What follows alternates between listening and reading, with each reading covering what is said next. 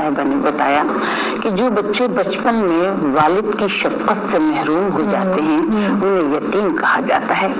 नबी करीम सल्लल्लाहु अलैहि वसल्लम ने फरमाया कि मुसलमानों में बेहतरीन घर वो है जहाँ पर यतीम के साथ हुस्न सलूक किया जाए, और मुसलमानों में बदतरीन घर वो है जहाँ मुसलमानों के और जहाँ यतीमों के साथ बुरा सलूक किया जाए।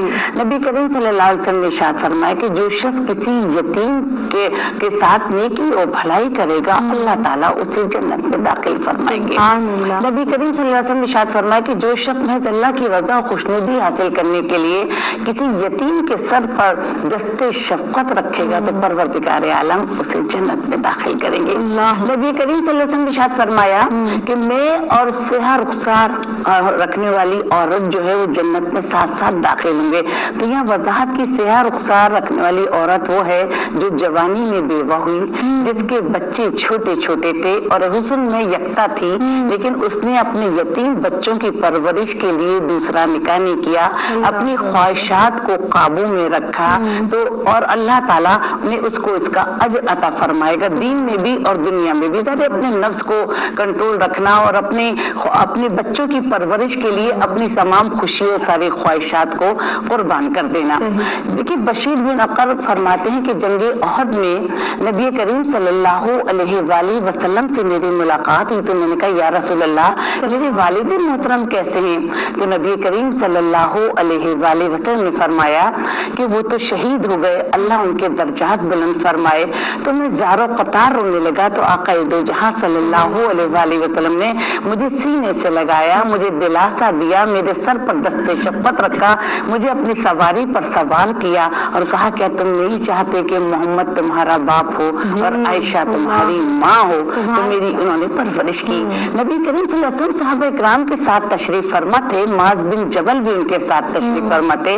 तो बच्चा आया, कहने का या रसूल अल्लाह मैं यतीम हूँ, मेरी एक माँ है एक बहन है, मैंने खाना कुछ नहीं खाया, अब मुझे खाने के लिए इनायत फरमा दीजिए कुछ। तो नबी करीम सल्लल्लाहु अलैहि वसल्लम ने तबस्सुम फरमाया, कहा जाओ घर पर जाओ, जो कुछ खाने के लिए है लेकर आ जाओ। जब वो बच्चा घर पे गया तो पता चला कि 3 दिन से चूल्हा नहीं जला है आकाए दो जहां सल्लल्लाहु अलैहि वसल्लम के घर, सिर्फ 21 खजूरें हैं। देखिए वो बच्चा 21 खजूरें लेकर आ गया तो नबी करीम सल्लल्लाहु अलैहि वसल्लम ने फरमाया कि देख बेटा 7 खजूरें तेरे लिए, 7 तेरी माँ के लिए, 7 तेरी बहन के लिए, शफकत की और रहमत की और मोहब्बत की दुआ फरमाई उसके लिए।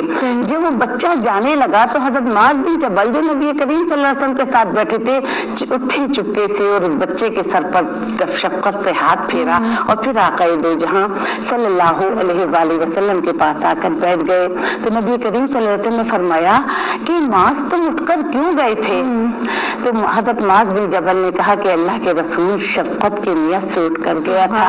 ये कहना क्या था कि नबी करीम सल्लल्लाहु अलैहि वसल्लम इतना रोए कि दाढ़ी मुबारक आंसुओं से तर हो गई। फरमाया कि कसम उस परवरदिगार की जिसके कब्जे कुदरत में मेरी जान है, जो किसी यतीम के सर पर दस्ते शफकत रखता है तो अल्लाह हर बाल के बदले उसके 1000 दर्जात बुलंद फरमा देता है, 1000 नेकियां उसके नामे अमाल में लिखता है और 1000 गुनाह उससे मिटा देता है। एक यहूदी ने इस्लाम कबूल किया तो लोगों ने पूछा कि तूने इस्लाम की किस बात से मुतासिर होकर इस्लाम कबूल किया?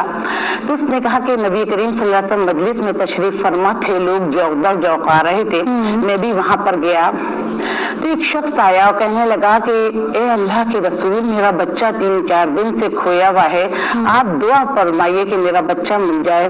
जैसे ही नबी करीम सल्लल्लाहु अलैहि वसल्लम ने दस्ते दुआ बुलंद की तो एक शख्स खड़ा हो गया और कहने लगा या ए अल्लाह के रसूल मैंने इसके बच्चे को फला बाग में बच्चों के साथ खेलते हुए देखा है। तो जैसे ही वो शख्स वालिहान अंदाज में भागने लगा तो नबी करीम सल्लल्लाहु अलैहि वसल्लम ने उसका हाथ रोक लिया, कहा रुक जाओ, रोकने की कोई वजह होती है? तो कहने या रसूल अल्लाह मुझे क्यों रोक रहे हैं, मेरा बच्चा मुझे मिल गया वालिहान अंदाज। तो नबी करीम सल्लल्लाहु अलैहि वसल्लम ने फरमाया कि तुम बाग में जाओ तो अपने बेटे को बेटा कहकर मत बुलाना, उसका नाम लेना, इसी की हो सकता है कि उस बाग में कोई यतीम बच्चा हो, तुम्हारे दिल में बला की मोहब्बत होगी, बला की तड़प मुलाकात होगी। जब तुम उस बच्चे को यतीम कहकर, उस बच्चे को बेटा कहकर बुलाओगे तो यतीम के दिल में ख्याल आगे काश मेरा बाप भी जिंदा होता, मुझे भी फरते मोहब्बत से अपने गले से लगाता, काश मेरा बाप भी मुझे इतनी तड़प और लगन के साथ आवाज देता।